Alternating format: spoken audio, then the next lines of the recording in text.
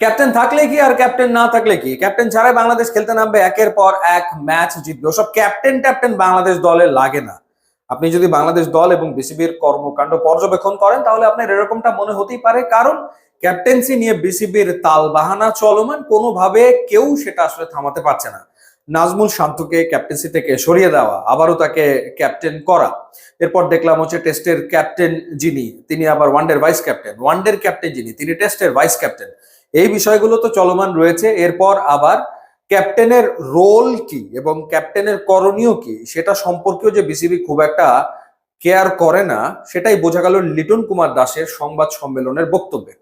অর্থাৎ আয়ারল্যান্ডের বিপক্ষে টি-20 সিরিজের স্কোয়াড ঘোষণা করা হয়েছে, যেখানে শামীম পাটোয়ারি দলে নেই এবং লিটন কুমার দাস সেই ব্যাপারে কোনো কিছু জানে না।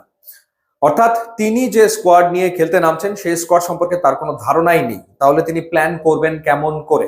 এবং তিনি তার হতাশা লুকোতে পারেনি, তিনি তার হতাশা ব্যক্ত করেছেন এবং তিনি বলেছেন যে তাকে নোটিস করা হয়নি এবং তিনি সরি বোধ করছেন শামীম পাটোয়ারির জন্য। শামীম পাটোয়ারি থাকলে ভালো হতো, শামীম পাটোয়ারি থাকলে ভালো হতো না না থাকলে ভালো হতো, সেটা অন্য বিতর্কের বিষয়, সেটা একেবারেই আলাদা একটা বিষয়। কিন্তু ক্যাপ্টেনকে তো আসলে জানতে হবে যে তার স্কোয়াডটা আসলে কি।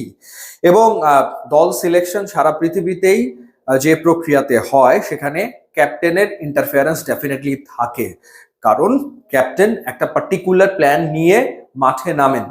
তো সেই ক্ষেত্রে বাংলাদেশে যেটা বোঝা যাচ্ছে যে আমাদের যিনি সিলেক্টর রয়েছেন গাজী আশরাফ লিপু ভাই এবং বিসিবির কয়েকজন সম্ভবত বোর্ড পরিচালক, তারা মিলে একটা দল ঠিক করেন, সেই দলটা ক্যাপ্টেনকে দিয়ে দেন, এরপরে ক্যাপ্টেনকে বলেন যাও ম্যাচ জিতে আসো।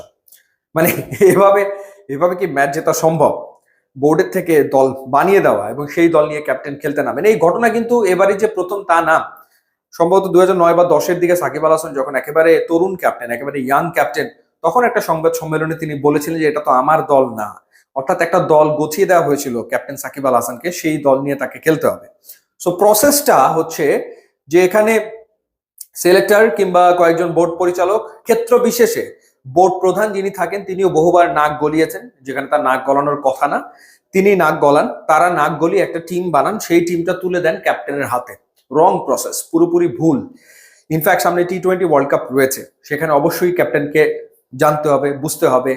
ক্যাপ্টেন জানেন তার দলের দুর্বলতা কোথায়, ক্যাপ্টেন জানেন তার কোথায় কি ধরনের ক্রিকেটারের প্রয়োজন রয়েছে। তো সেখানে তার ইনপুট তো খুবই গুরুত্বপূর্ণ। তার সব ইনপুট ঠিক হবে এমনটা ভাবার কোনো কারণ নাই, কিন্তু তার ইনপুট তো গুরুত্বপূর্ণ। তো সেই ক্ষেত্রে ক্যাপ্টেন যদি ইনপুটই দিতে না পারেন, একটা ক্যাপ্টেন যদি বলতেই না পারেন যে আমার দলের এই জায়গাটাতে ঘাটতি, আমার এইখানে একজন প্লেয়ার লাগবে, সো দূর থেকে মাঠের বাইরে থেকে আমি দেখলাম, দেখে আমি মনে করলাম যে এখানে এখানে একে একে দিয়ে দিলাম, হয়ে গেল।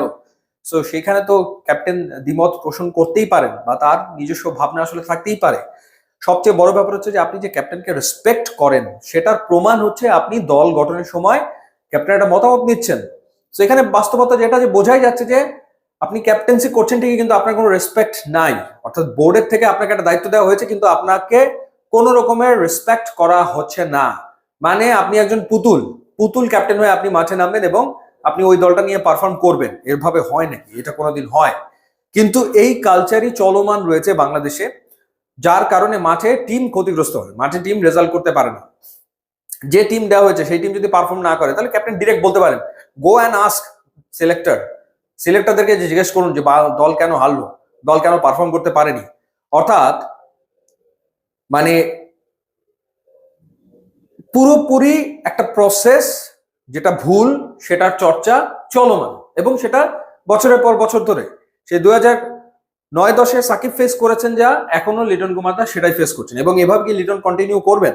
সামনে বিশ্বকাপ রয়েছে, আমার মনে হয় বিশ্বকাপের আগে বিসিবি আর একবার ক্যাপ্টেন্সি নিয়ে একটা বিরাট বিরাম মনে পড়তে যাচ্ছে, কারণ বিশ্বকাপে লিটন তার পার্টিকুলার পছন্দের স্কোয়াড ছাড়া যাবেন বলে আমার মনে হয় না। তিনি ক্যাপ্টেন্সি থেকে সরেও যেতে পারেন, এটা আমার ব্যক্তিগত ধারণা, সেটা হতে পারে।